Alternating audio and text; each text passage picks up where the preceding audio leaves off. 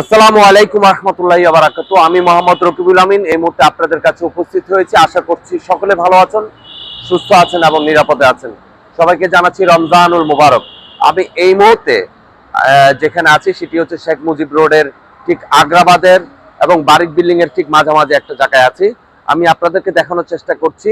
আপনারা নিশ্চয়ই দেখতে পাচ্ছেন এটি শেখ মুজিব রোডের পাশে নালা সংস্কারের কাজ চলছে এবং আশা করছি বেশ অল্প সময়ের মধ্যে এই কাজ সম্পন্ন হবে। তবে আমার চোখে যে বিষয়টি বেশি লেগেছে সে বিষয়টি আমি আপনাদের কাছে তুলে ধরার চেষ্টা করছি। সেটি হচ্ছে শেখ মুজিব রোডের যে মাটিগুলো উত্তোলন করা হয়েছে সে মাটিগুলো যেভাবে রাস্তার পাশে রাখা হয়েছে তাতে যান চলাচলে রোজা রমজান মাসে সবসময় একটু জামের সৃষ্টি থাকে। আপনারা জানেন এই মাটিগুলো দ্রুত গতিতে উন্নত স্থানে রেখে কাজ সম্পন্ন হওয়ার সাথে সাথে আবার মাটি যদি এসে যদি সেখানে প্রতিস্থাপন করা হয় তাহলে সেক্ষেত্রে এই রাস্তার সংকুলন এমনি শেখ মুজিব রোডে আপনারা জানেন ইফতার আগ মুহূর্তে খুব একটা জামের সৃষ্টি হয়, সেই জামটা অনেকটা লাঘব করবে।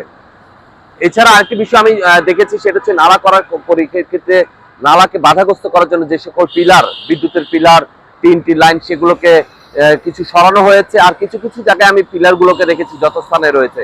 সেক্ষেত্রে এই পিলারগুলোকে সরানো গেলে তাহলে নালার যে পানির যে চলাফেরা সেটা কি বাধাগ্রস্ত হতো না এবং সেটা স্বাভাবিকভাবেই চলাফেরা করতে পারতো বলে আমি মনে করি।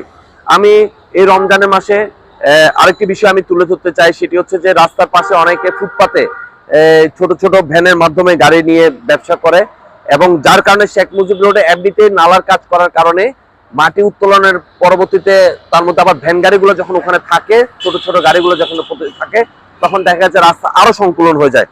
সেক্ষেত্রে আমি বলবো খুব দ্রুত গতিতে শেখ মুজিব রোডের এই নালা সংস্কারের কাজটি সম্পূর্ণ করার জন্য যথাযথ কর্তৃপক্ষের কাছে আমি আবেদন করছি এবং কাজ চলাকালীন অবস্থায় নালার পাশে এবং রাস্তার পাশে যেন অতিরিক্ত কোনো মাটি, বালু বা ইট, কংকর এগুলো যেন না থাকে। এই রমজান মাসে সাধারণত মানুষের দুর্ভোগ অনেকটা লাঘব হবে বলে আমি বিশ্বাস করি। তাই আমি সবাইকে বলবো এবং যথাযথ কর্তৃপক্ষকে বলবো, দেখেন আমি একটু দেখানোর চেষ্টা করছি যে রাস্তাটা দেখছেন, রাস্তার পাশে যদি এভাবে মাটি কংকর রাখা, তারপরে দেখেন কিছু ভ্যান গাড়ি দেখা যাচ্ছে, এরপর রাস্তাটা চলাচলের জন্য একদম সংকুলন হয়ে গেছে। তাই যথাযথ কর্তৃপক্ষের কাছে অনুরোধ করব অতি দ্রুত শেখ মুজিব রোডের এই মাটিগুলো একটু যদি যথাস্থানে সুন্দর স্থানে প্রতিস্থাপন করা যায় এবং দ্রুত যদি অপসারণ করা যায় তাহলে এই রমজানে মানুষ স্বস্তিতে থাকবে বলে আমি বিশ্বাস করি। সবাইকে অনেক অনেক ধন্যবাদ। আসসালামু আলাইকুম রহমতুল্লাহি ওয়া বারাকাতুহু।